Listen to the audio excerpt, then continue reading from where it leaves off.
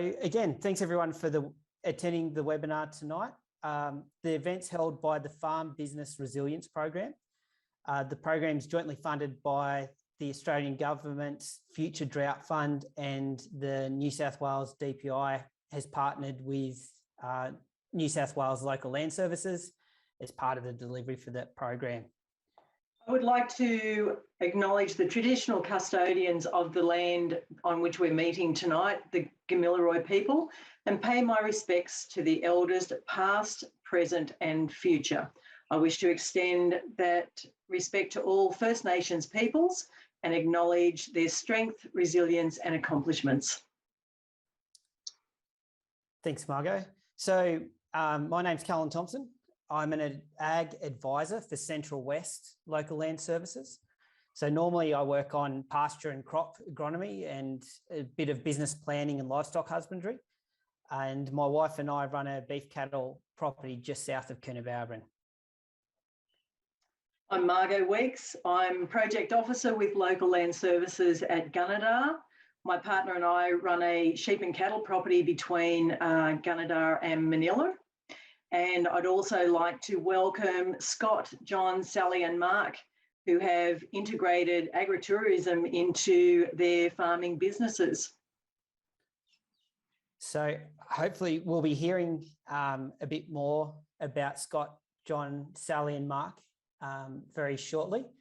The way today's event or tonight's event's going to run, we'll do a bit of housekeeping. We'll talk a bit more about Slido.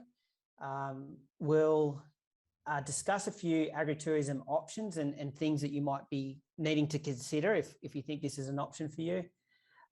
We'll then watch some case study videos, have a Q&A panel, and we want this to be a real panel option. So we'll be able to, we've got a few questions and we'll get some questions off Slido. So Slido, if people could open Slido on their phone.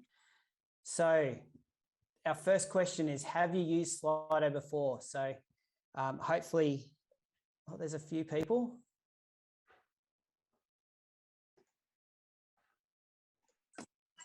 It looks like quite a few of you got the hang of Slido very quickly if you haven't. Considering 40% of people haven't, I reckon you guys are doing very well.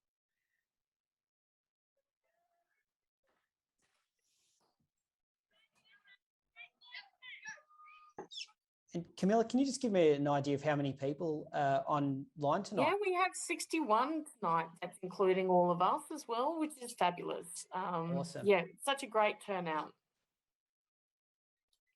So we've got about 30 people using Slido, which is really good. If yeah, we'll give you a bit.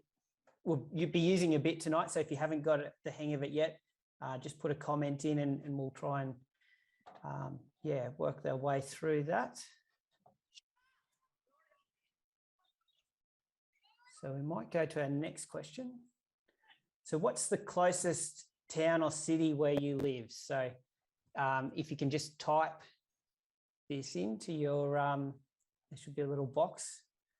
Got people from Armidale, Molong, Barrie, Kempsey, a few people from Canberra. So you can probably see this on your screen. The bigger the word is, the more people have put it in. So we've got a few people from Canberra and Orange, and that's probably not surprising, seeing as they're pretty big areas for agritourism, as we know. I haven't seen any.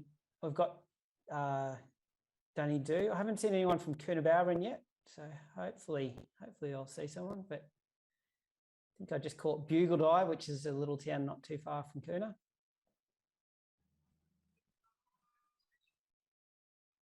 Very good, and we've got a few more people who've been able to get it onto Slido since our last question, so that's great.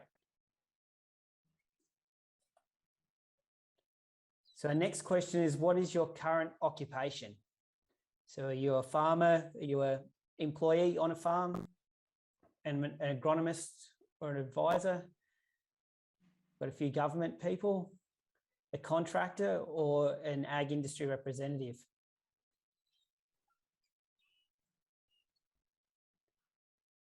So these questions sort of help us know where we're pitching. And it's great to see there's plenty of farmers in the room. we're running at about 60% farmers, which is great. And I reckon we've got one agronomist in the room, which is good. That's good to see another fellow agronomist.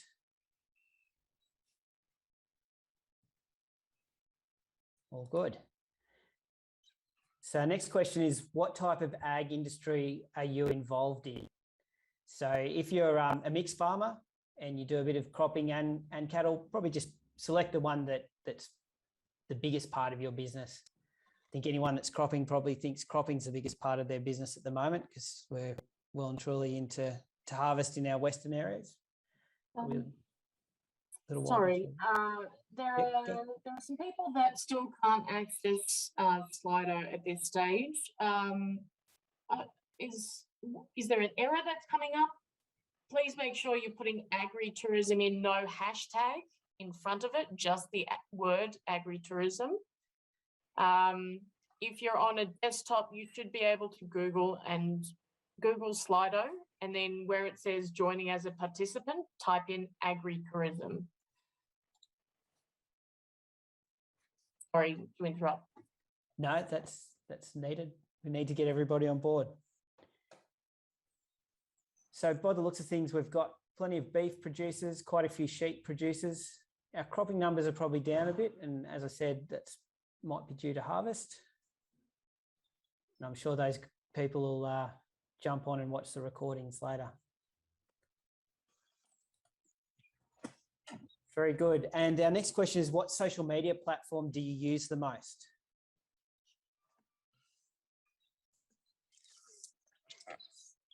Got quite a few on Facebook. I heard someone say the other day, all their kids have stopped using Facebook because there's too many old people on it. And I know all my mates and clients are all on Facebook, so that might be why.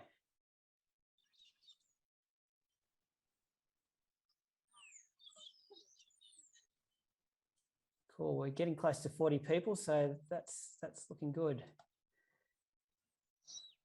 So just before we kick off into some of the details, I guess the reason for us doing this isn't to convince all of you to go out and integrate agritourism into your business. It's not going to be suitable for every farm.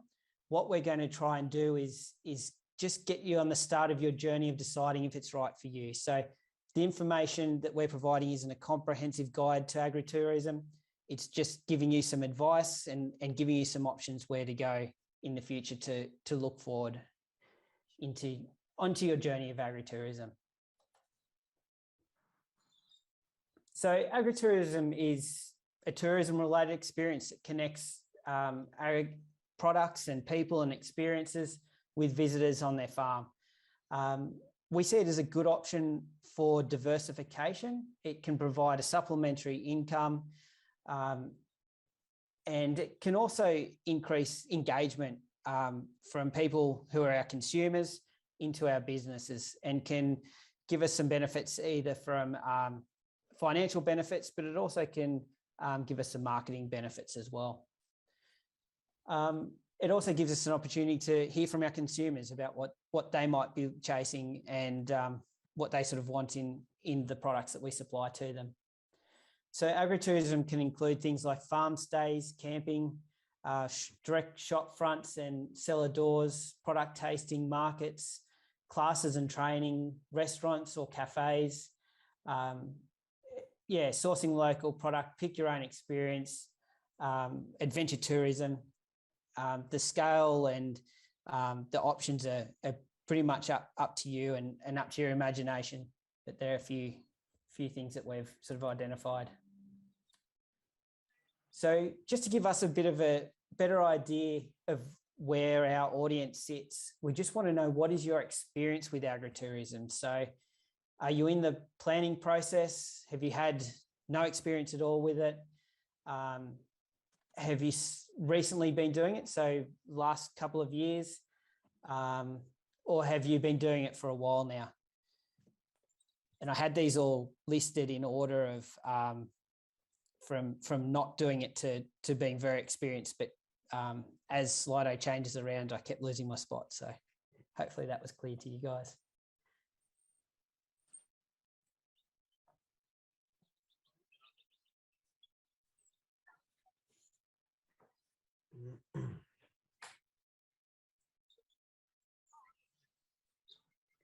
So we've got a fairly good spread of people with no experience, which is great. We've got a lot of people who've been thinking about it but have not started. And we've got a lot of people who are in the planning process. So there's not a lot of people who've been doing it for either a short or long time who are attending tonight. So this is really good. This is, we'll try and focus on people who are in that planning process with our questions and the things that we cover.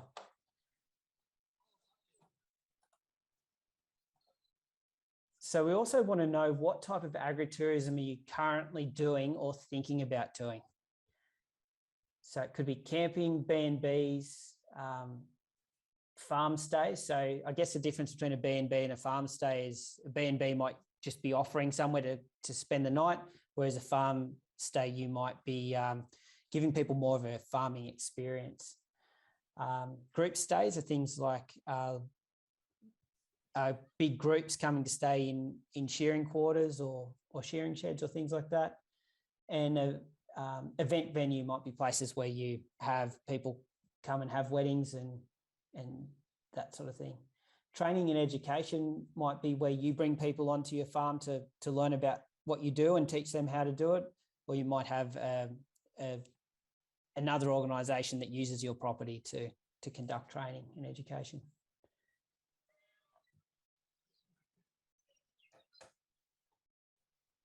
So a lot of people are thinking about farm stays. Quite a few people about events, venues and training and education. But again, it's fairly well spread out. So we'll just go through a few things that you might want to consider before you kick off. So one of the big things, and you're probably not surprised about someone from LLS talking about biosecurity, but we know that people, vehicles and equipment carry pests, weeds and disease. So it's good just to ensure that any visitors clean down their boots, their gear, their cars before they enter your property. It's really good to communicate areas that you might not want them to go to and areas that they can go to, and use signs. So I think a lot of people are using biosecurity signs on their properties now anyway, but signs that communicate areas that people can, again, go to or not. It's really important to keep a register of visitors, and you probably will need to update your biosecurity plan. So most properties should have a farm biosecurity plan, especially livestock properties. And if you're chasing more information, there's a website there, www.farmbiosecurity.com.au. And I should note that these websites and resources will be sent out after this event. It's important to think about insurance. So speak to your agent about your plan, what you're planning to do, and ensure that you're covered for that. Work health and safety, remembering this is still a working farm. So again, there's a website there from WorkSafe that has a really good self-assessment form. It's a farm safety self-assessment, and it'd be worth doing one of those. And from a taxation point of view, you really should speak to your accountant about any potential implications. Another thing to consider before you start is planning. So I've got a list of things that you might do there, working out what type of business it is and if that fits within your council's LEP and zoning. But I think the critical thing here is just speak to your council about what you're planning to do and see what sort of requirements they have of you. The Department of Planning, Industry and Environment is proposing some amendments to simplify the planning system for applicants who wish to establish agritourism businesses. And again, we've got some contacts there if people are interested in knowing a bit more about that.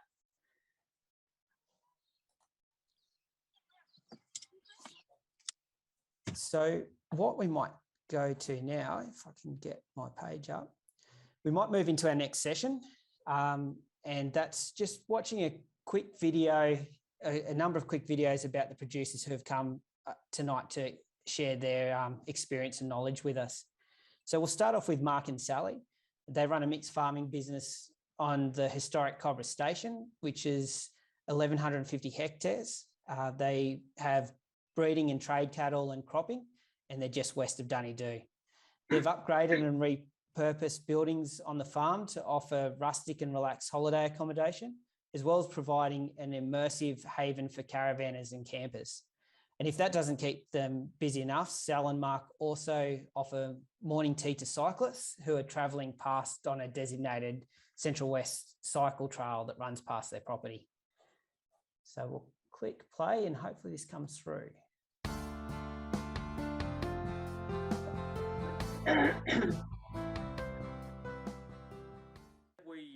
We obviously live in the central west of New South Wales. We have a beef production property here. It's around about 1,100 hectares on the Talbragar River. Mainly breeding cows, and we do a bit of trading when the opportunity arises. Our main crops are forage crops during the winter, being wheat and barley. Bit of canola next year, going to be our first year for canola since it's suddenly gone to $1,000 a tonne. We just grow quite a bit of lucerne on the river flats, mainly for beef production. It's a nice bit of country here. We've seen it at its worst, and now we're certainly seeing it at its best. So it's absolutely fantastic at the moment. Yeah, so Callen, we started last year prior to COVID, a Airbnb, which you'll hopefully see some photos of later. And we have a cottage, and we also have a battery shed. And then we also started doing Central West cycles, where we host people on this veranda for lunch, and they pay for a morning tea, and then they go on their way to Mindurin. And we've recently started a hip camp, which is on our other property, only a few kilometres down the road, where people can come and stay overnight or for a few nights or whatever they so choose, and they pay you $30 a night for the privilege of staying on your farm. Very stunning. I think it's really accessible. So we're located in, as Mark pointed out, Central West New South Wales. We're 14 kilometres from Dunedoo, about 70 kilometres to Dubbo, and then an hour or so to Mudgee and Coonabarabran National Tops. So I think we're just a great position, and our farm itself has a lot of history. It started as a Cobb and Co, Cobbora Station, and yeah, it's been in our family for a long time, and I just think everyone enjoys this lovely little slice of heaven. Yeah, I think a lot of people, because it's a farm first, like this is our business, so 80% of our income comes from the farm. So I think people really appreciate coming onto an actual farm that's, it's pretty well fair income. This is as fair income as it gets. So a lot of the time they can be driving in and they've got to dodge the cow pats on the way in, and got to shoot a horse off the road, and there's something usually happening, round and about. So they love that, yeah, and I think that's probably an attraction for people that aren't used to rural life or being on a farm. I think they really get a real kick out of it. Yeah, they can come and be immersed in a beautiful environment and share this part of the world with us.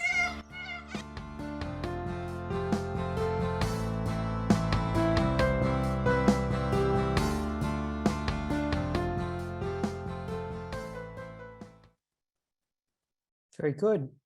Margo, do you want to introduce Scott, please? Yes.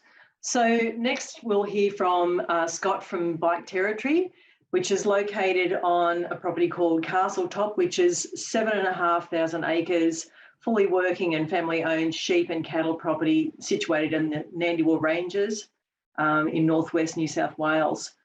The property is perfect for off-road riding due to the unique landscape and the varying terrain.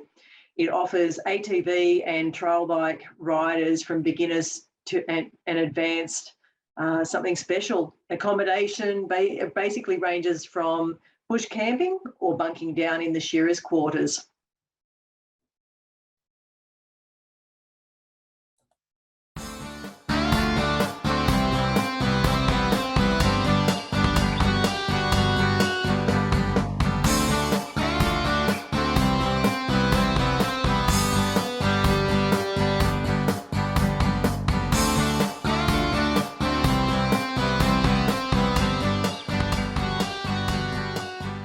it's a family farm, family property. I'm fourth generation on the place, and yeah, we've gone from full grazing, which we're still grazing property, but we had to try and find something else to diversify to and utilise the country that's already here.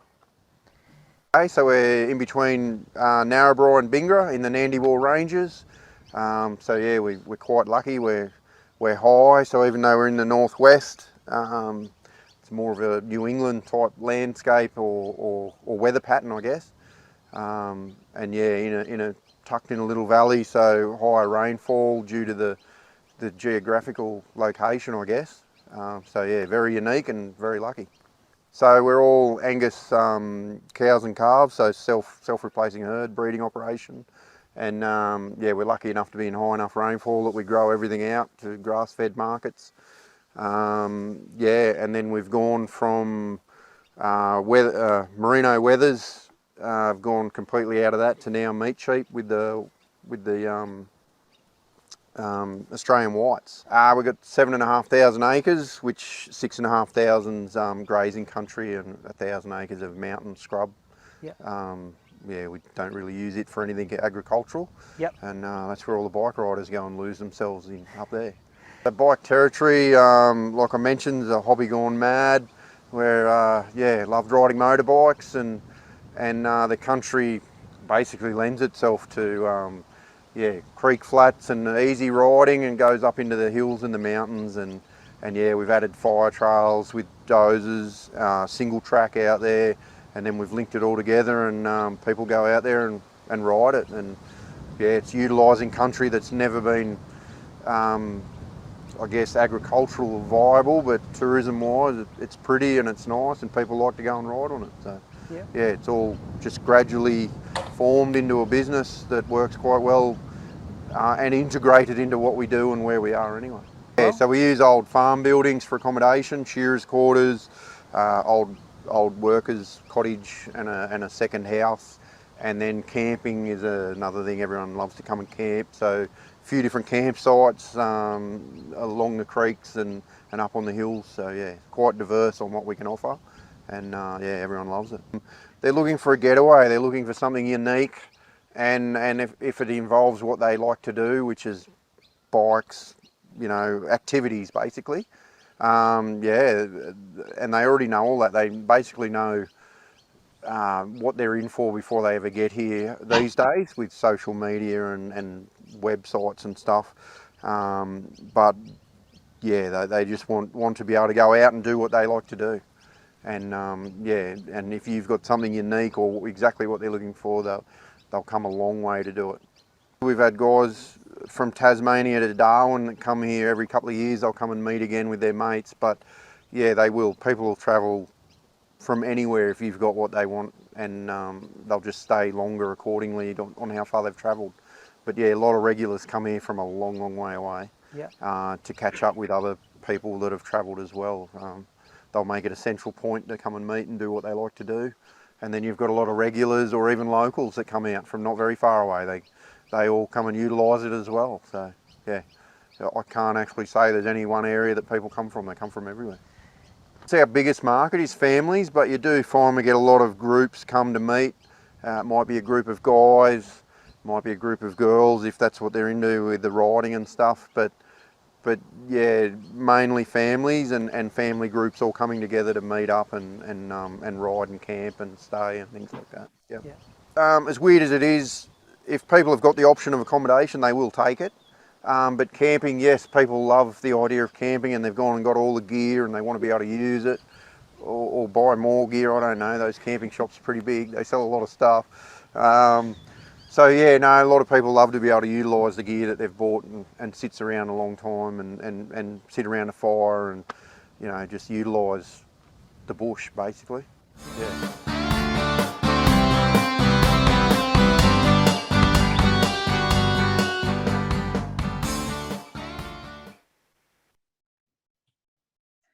Finally, we have John from the DAG Station.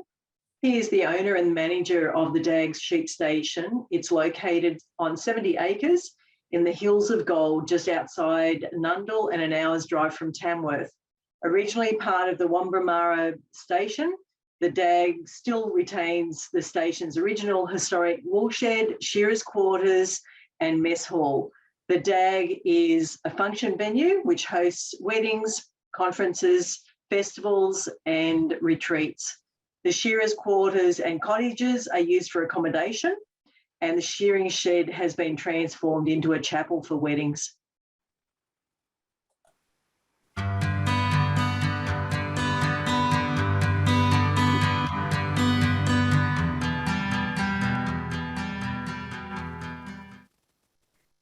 We're located 10 kilometres south of Nundle, which is we're about an hour from Tamworth, the city of Tamworth. Our complex is a DAG sheep station, so it's the original Cobbora woolshed complex. So it consists of a big old woolshed, an old 12-stand woolshed, about 110 years old, shearers' digs, cottages, there's 3 cottages and a mess hall, and of course our home. So yeah, we cater for weddings, conferences, functions and events. And the events including country music, we do shows, country music, songwriter retreats twice a year, but predominantly it's weddings is our main market here. Accommodation, we can accommodate up to 80, 85 people. We have a licensed venue so we can serve alcohol, and we do our own catering. I think it's something unique. It's out in the country. We're surrounded by agricultural land. We've got the magnificent Crawny Range behind us. So I think people like to come for the seclusion, the uniqueness, and being mostly group-based, they come to be together. So with, like-minded people or family and friends, so away from their day-to-day life.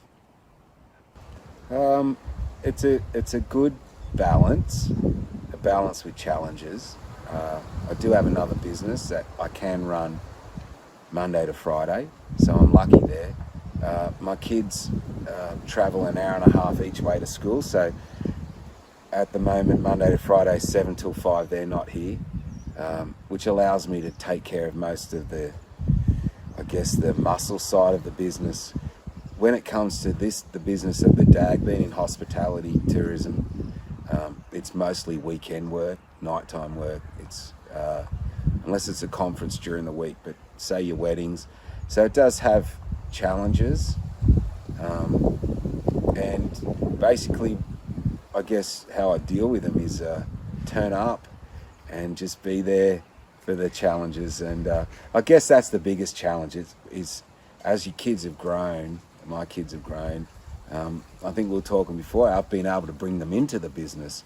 But before that point, as we've been here 14 years, in that point in the middle, there was a lot of weekend time away from the kids. So, one of the ways we've also done that challenge is to not allow every weekend to be vacant for our business and our guests, and to make sure that we block off important dates for ourselves and school holidays for ourselves, and of course Christmas and New Year, and if there's birthdays or events with our own family members and we can foresee them, to block them out. And we don't have to tell our guests, oh, we're not open, because we just say that date is unavailable, and that's given us the freedom to maybe down the track only be open 5 times a year. You wouldn't know, because that's how we've had to grow with those challenges.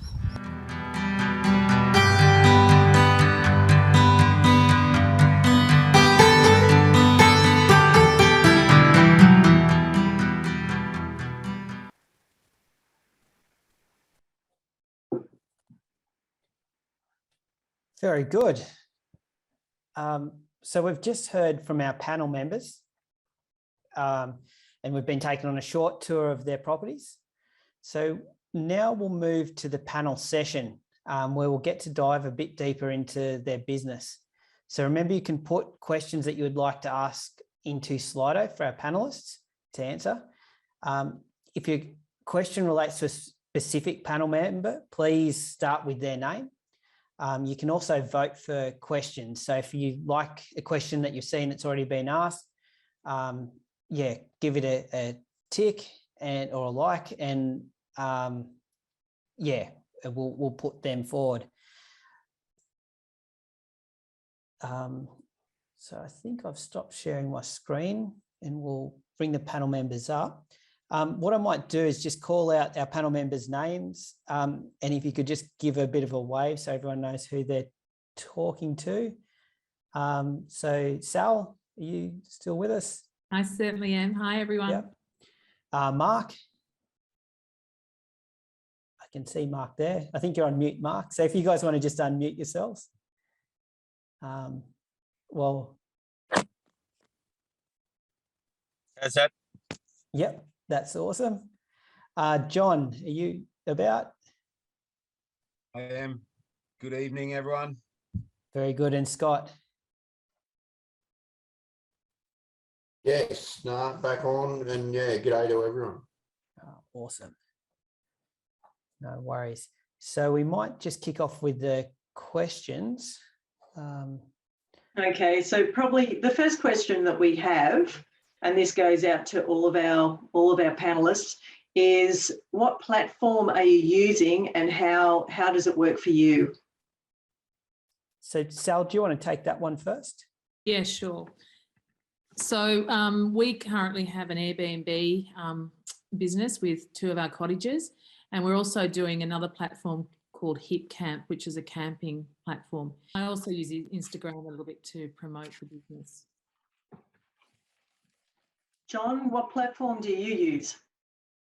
I'm old school. I use a diary with a forward planner. We use Facebook, where we got a pretty good following on Facebook. So all our country music or retreats, once we promote on that, we get a lot of interest immediately. We are on Instagram, but mostly Facebook, but word of mouth. As I said in the promo, 14 years, just by turning up and doing the right thing, word of mouth is the biggest promotion we do. But yeah, I am old school. I don't use a platform. I use a forward planner and a calendar, and that allows me to strike out dates that are available or unavailable, and just to keep an eye on business. I'm old school. I think I must be too, John, because I live out of the diary, and yes, Facebook is the biggest way people contact us as well, and email obviously, but yeah, you still got to work out of a diary to book everyone in, and like you said, look ahead and find your spacing and cancel anything out if you want to do something. But yeah, Facebook seems to be the one. I think Instagram, our children, I think Facebook is so yesterday in the eyes of the younger generation. So I know our daughters are trying to educate Sal and I on the powers of Instagram, because I think it sort of targets a younger generation, and we've had a lot of younger people that have sort of seen it on that. It's just keeping it up to date is a bit of a challenge.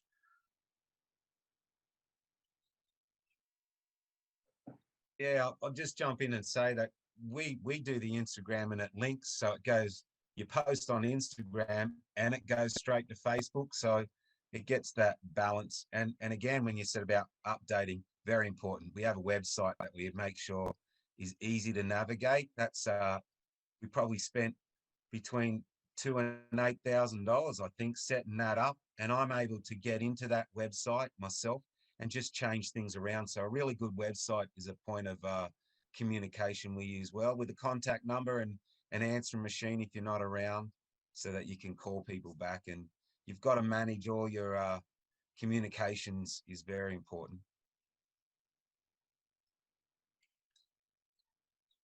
Very good.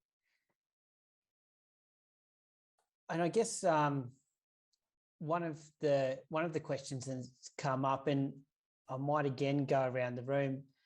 The question's from David. What's the most difficult thing to cope with when you're having people at your property? Scott, do you want to answer that one for us? Oh, look, 99% of people are really good. They're there, they'll do their own thing. I guess in our case, bigger groups, they are allowed to have alcohol and they do look after themselves, and we won't hear much from anyone. But look, every now and again, they might get a bit boisterous or something. They are told that if they are doing anything silly, they'll be let know that they are. But honestly, in 15 years, we've probably dealt with 2 or 3 groups maximum. So yeah, most people literally are there and they'll look after themselves quite well. And if they're not sure about anything, they'll come and ask.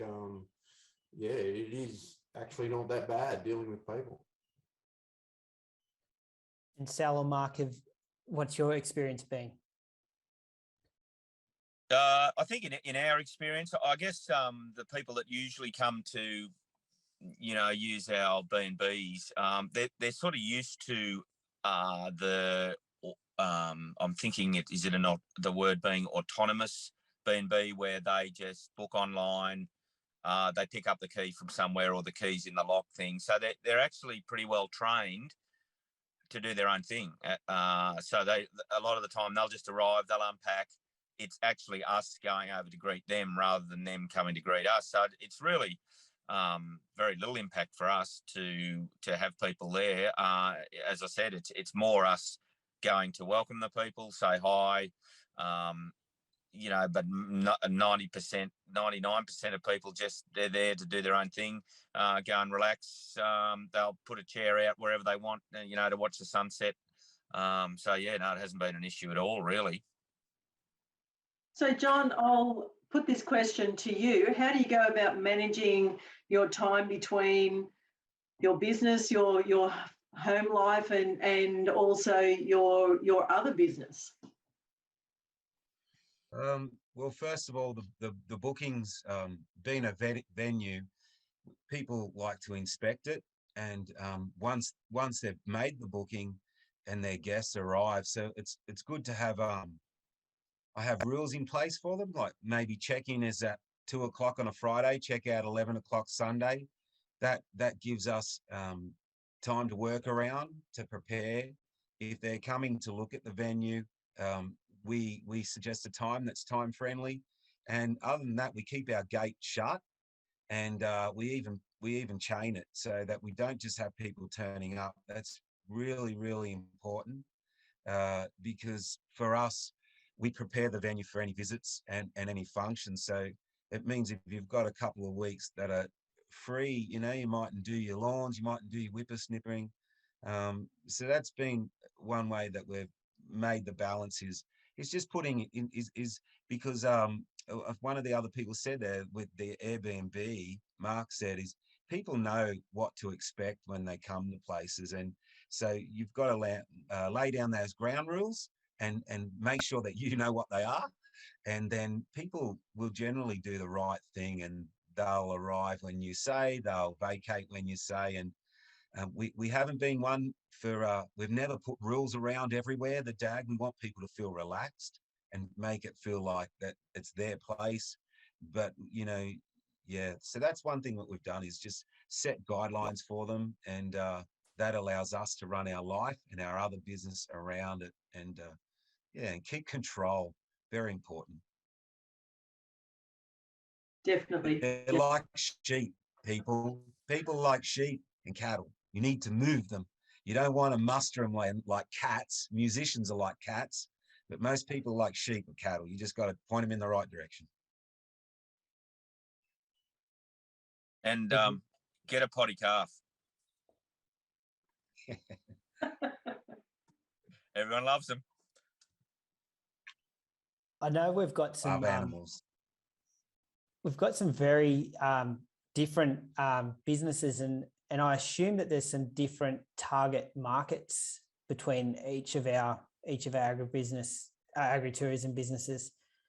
Sal, can you tell me who your target market is? Well, I think it's just sort of evolved. I think when we started, we just sort of thought, well, we had accommodation on our property. which I should point out to everyone is very close. It's within our sort of little homestead garden. And it was an old cottage, manager's cottage, and just a little tiny battery shed, which we've converted. And so I think we started with just thinking it'd be simply accommodation. And then people said to us, oh, with the Central West Cycles, which is the bike track, would you look at offering other sort of options like camping? So that's when we went into HIP Camp. So yeah, I think we've sort of diversified along the way even with that, and it's still evolving. So we now offer lunches and morning teas for the Central West cyclists, which again, as some of the other people have pointed out, we do all by, pre-bookings, so we're well aware of when they're coming and what their requirements are. I think, yeah, you could get carried away if you didn't have some sort of control over it, and you have to be very, very good at managing your diaries. And Scott, I guess you've got a fairly different clientele than what probably Sally and Mark do. Oh, I guess so. Like I said, most people will take the accommodation option if they can, so they're more comfortable, which allows for less people to even worry about riding a bike or something if they're not a rider. But yes, most people that come here to ride and do an activity while they're here, basically. But same as what these guys are saying, if you give them the basic rules, they're there. I mean, they're here for a good time, but it's not just about the riding. They're here to catch up and get away as well. We are lucky that we're very spread out, so buildings aren't on top of each other. Everyone's got their own space. Camping-wise, they're a long way from each other, so they all get that unique experience where they think they're on the place by themselves, even though there are other people around. But yeah, it is a diverse. A lot of people we see, from professionals right through to families, through to, you might get a Bucks weekend or an all-girls weekend or training weekends. Yeah, you can never tell, but the same thing, they all pre-book. You know what's coming. The hardest thing, I guess, would be being a bit more isolated. No one's ever on time. They all misjudge times and stuff, so you spend a fair bit of time waiting around for arrivals, but I've allowed for that with work and stuff, and I do a lot of maintenance in my sheds and things like that while I'm waiting for people. So yeah, being a working farm, you can obviously change things around sometimes depending on seasonal work, but yeah, we're here working all the time, so people come and go all the time. And John, I guess a lot of your clientele are there for weddings and would have reasonably high expectations. What's it like dealing with brides and grooms? They're pretty good. Naming your place the DAG Station allows you to get away with a lot. If a high heel gets stuck between a space on a floorboard, it's the DAG, so it's okay. So the expectations are, we are in the middle of nowhere. We have no internet service here and no TV reception. Before our time at the DAG, it was set up for backpackers, and they used to run them from Sydney to Byron Bay, and then it lay dormant for such a long time that we had to re-establish the brand and the name and ourselves in our community. So our groups, yeah, are mostly weddings, but we have done a lot of conferences. We've done school groups, bike clubs, and what we cater to is large groups, and that allows us to we never cross over people. So if you're coming here, it's just your group. So we don't have problems needing security or anything like that. Any problems that happen are family orientated and internal, and they sort it out. So it's been really good. It's a good way to deal with small or medium or large groups. So Scott, what's been an unexpected positive from your whole experience with the bike territory? Look, the weird thing is, being a working property is one good thing is having lots of eyes. People are getting around and riding, but a lot of people notice things if cattle, sheep. If something's wrong out there, they'll come and let you know. So the weirdest thing is we probably know more about what's going on in the place now than we ever did. Problems get picked up quickly. We've obviously had to allow to make sure people don't open and shut gates and things like that. So there's a lot of grids in place and things like that, just to eliminate problems that would happen with people leaving gates open, things like that. So we've learned all that along the way, dealt with it. Yeah, problems are minimal. There's lots of positives. You meet a lot of people from a lot of different places and things like that, where being a farmer out in the bush, I normally wouldn't see anyone. So even socially, it's quite good. There's a lot of people that move around from a lot of areas, and yeah, I wouldn't know that before. And a lot of people, they're all very friendly. They're all on their time off, so everyone's in a good place when they get here. Fantastic. There's been quite a few questions about seasonality of visitors. Sally, have you got is there a seasonality to your venture? Yeah, I think there is. I think we're sort of finding it's sort of somewhere between March and probably November, depending on how hot it gets in our area. So we do have, the extremes. It can get quite warm and it can get quite cold in the winter. And we find holidays are great times for us, because people can go to the zoo, or they can go to the Coonabarabra and Tops, or so it's probably more about families then. And then we're sort of tending to do a few little weddings, because we have a wedding venue up the road, so we just have the bridal party stay with us. So that's sort of in between March and November. And John, I've had a few questions about staff, and I think your business is probably would be the most staff heavy. How do you manage staff? Are they just casual people from in town? Do you use backpackers? How does all that work?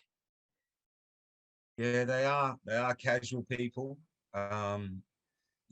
Staff is a really difficult thing, finding the right people. And in a place like Nunda, where there's not a big population, you'd be surprised, but it is easy to find people. Keeping them is a little bit harder, because some of the people come to the village and they're not here for a long time. But we've been very lucky. We've had some great staff, friends. We use friends at country music time and our songwriter retreats. We've no lack of friends when that's on. And I've been lucky. I bred my own staff. My girls are now teenagers, and they really enjoy it. And I have been lucky. I've got 3 girls to help now, teenage girls. But it's a very good question. And you find that you within your community, it is easy to find staff, because you've got friends and family. They'll have teenage kids that are really ready to help, and then there may be people in their 20s and 30s, or even semi-retired, that are looking for just casual work, and that's what sort of our industry is. Yeah, if I can just jump in there, it's probably been one of the biggest challenges for us, is finding people to help clean. And we have done the backpacker thing, and obviously COVID put an end to that. But yeah, I think that's probably a challenge for us. Yeah, we're the same with using casuals. Obviously out of town, there's not a lot of people around, but we've been able to casually use other people in the valley, other families or whatever. So we've been able to spread the load that way. And same thing, breeding your own. But yeah, my kids are all getting old enough to start helping out as well. So that lightens the load a little bit. I have to say, I can't wait till my boys are old enough to drive tractors and things like that. They're only just opening gates. So. Be careful what you wish for. Yeah. Yeah. I've got a question here about, do you have to have passion to pursue agritourism, or has there been other factors? And I guess Margo and I were lucky enough to visit you guys and take that footage and do the interviews. And I know there was a lot of passion, but I might just go around and just a quick, because we are running a bit short on time, quick rundown on why you did it. Mark, do you want to kick us off? Well, yeah, a simple answer why I did it was my wife made me. But in saying that, it's been a great journey. I guess anyone who's watching this or who's been taking the time to be part of the webinar, just briefly, I don't want to take up too much time. They're obviously thinking about it, or thinking about doing it. I think with us is we haven't overthought it. It's pretty simple. We just opened our accommodation to people. We checked our insurances, made sure that was right, and that wasn't that scary, the insurance side of it. But my advice to anyone who wants to get into it, just have a go. The people will tell you what they wanted, what they need, or what they didn't like, or what they like. But you might be just surprised that they just love it. It's something that they've never experienced. So if you're thinking of doing it, you probably should just go and do it, try it. Don't overthink it. Just open your farm or whatever it is, or your cottage or whatever you've got, or your bike track, or your wedding venue, whatever it is. You just have a go at it, dive in the deep end, and I'm sure most people just love it. Great, thanks, Mark. And Sal, is there anything that you wanted to add to that great advice from Mark? Yeah, I think you do have to have a bit of passion, and you obviously have to like people, because you are going to be having a lot of people to your home. And I think too, you've just got to be aware of that you will get the awful one every now and then, and you just take it on the chin and you don't take too much to heart. But I think we're doing it because we love where we live, we love sharing our part of the world, but also our surrounding villages. And I think a lot of our regional areas have got lots to offer, and it's nice that our city counterparts are actually discovering them now. So yeah, go ahead and have a try. And John, why did you start off? Well, first of all, passion is a big thing. I had a lot of passion. Anyone that knows me, they see that passion, especially I put everything into the DAG there for a while. In the beginning, people said, what are you going to do with the DAG? It was so run down, and I didn't know it was going to be a wedding venue. And I agree with Mark. I just jumped in, and when people, I think it was the day after I settled, someone wanted to get married here, and I went, yeah. And then another person said it, and then all of a sudden I went, wow. And that was the direction I went. And I renovated to suit weddings, and like Sally said, you listen to people and it just evolves. But you do need passion, and because after a long time, the passion can wane. So you've got to make sure that you keep that passion. And one way to keep that is that lifestyle balance, very important. But passion is a big thing, especially if you're dealing with people. And Scott, can you give me a rundown on why you kicked off? Oh, yeah, definitely. It's got to be something that you enjoy or like doing. There's no point doing something just because it's there and you don't even want to deal with it, because it won't last long. But same as Mark and Sally have done, you just keep it simple. It doesn't have to be a complicated thing. Everything anyone's going to be offering is going to be a unique experience, and that's what people are looking for. And it's not going to be replicated somewhere else. So whatever you do will be that experience for those people, and more than likely it'll be better than what you give it credit for. That's part of the uniqueness of wherever they go. It is what you can offer and make it, but keep it simple, because it needs to be simple to keep doing it over and over, or deal with lots of people, or even if you're dealing with some, just keep it simple, whether it be just a campsite, through to letting caravans on, through to whatever. It will be unique. It'll be good. People go there because they want that, they're ready for a good experience, and they'll get it if they're there in the right frame of mind as well. Keep it simple. It will be unique, and let it be. Very good. Well, we're a couple of minutes over. I know I apologise to everybody, but I think there's been some great questions and some great answers. There's a few questions here that we still haven't answered, and we will endeavour to answer those and send them out with the recording and with the follow-up resources that we plan to send out. And some of those resources do have answers to the questions that have been asked, especially around planning and insurance and things like that. So I think we'll leave the panel session there. I'd just like to put out a big thank you to our guests for giving up their time tonight and giving up their time for us to come and visit. I think we spent a good half day at everyone's farm, and it was really worthwhile for I think for everybody who's been to this podcast. So thank you. Pleasure. Thank you, Callen. You've done a great job. Thank you, Mark. Thank you, Sally. Thank you, Scott. Thank you, John. We really had a great time visiting your farm.